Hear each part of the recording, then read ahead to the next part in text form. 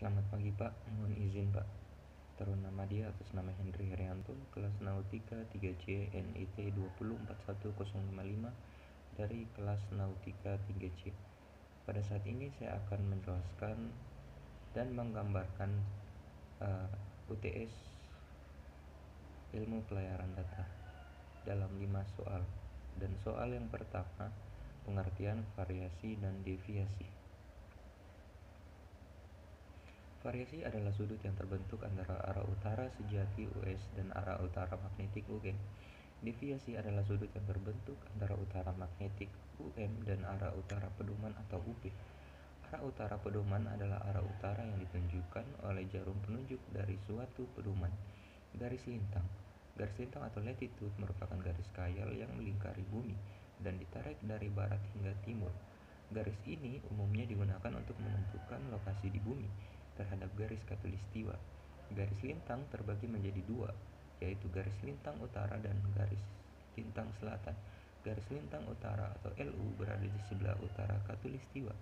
Kemudian garis lintang selatan atau LS terletak di sebelah selatan khatulistiwa. Garis bujur.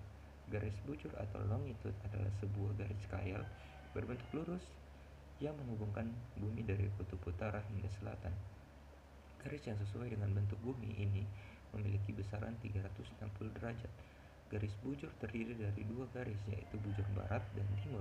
Garis bujur barat terletak di sebelah barat Greenwich dan garis bujur timur terletak di sebelah timur Greenwich. Selain mampu menentukan suatu lokasi, garis lintang dan bujur juga memiliki fungsi lain. Garis bujur berfungsi untuk penentuan pembagian zona waktu, mulai dari tanggal hingga jam di belahan bumi. Lalu garis lintang berfungsi sebagai pembagian zona iklim di bumi. Soal yang ketiga yaitu pengertian garis lintang utara dan garis lintang selatan. Garis lintang utara atau LU berada di sebelah utara khatulistiwa. Kemudian garis lintang selatan atau LS terletak di sebelah selatan khatulistiwa.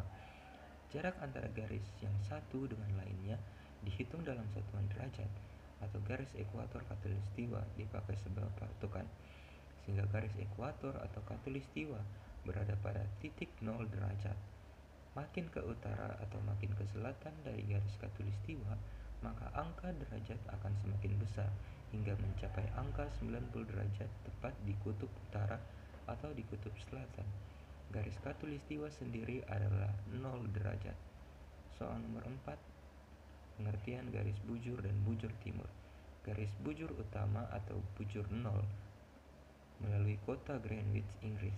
Garis bujur yang terletak di sebelah timur Greenwich disebut bujur timur atau BT, sedangkan garis bujur yang terletak di sebelah barat Greenwich disebut bujur barat atau BB. Garis bujur timur dimulai dari bujur 0 BT hingga 180 derajat bujur timur. Garis bujur barat dimulai dari bujur 0 derajat BB hingga 180 derajat BB. Kedua garis ini berhimpi di Samudra Pasifik. Dalam bahasa Indonesia, bujur di sebelah barat meridian diberi nama bujur barat atau BB.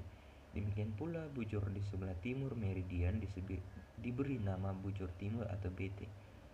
Nama-nama ini tidak dijumpai dalam bahasa Inggris. Bujur barat dan bujur timur merupakan garis khayal yang menghubungkan titik kutub utara dan kutub selatan bumi dan menyatakan besarnya sudut antara posisi bujur dengan garis meridian. Garis meridian sendiri adalah bujur 0 derajat.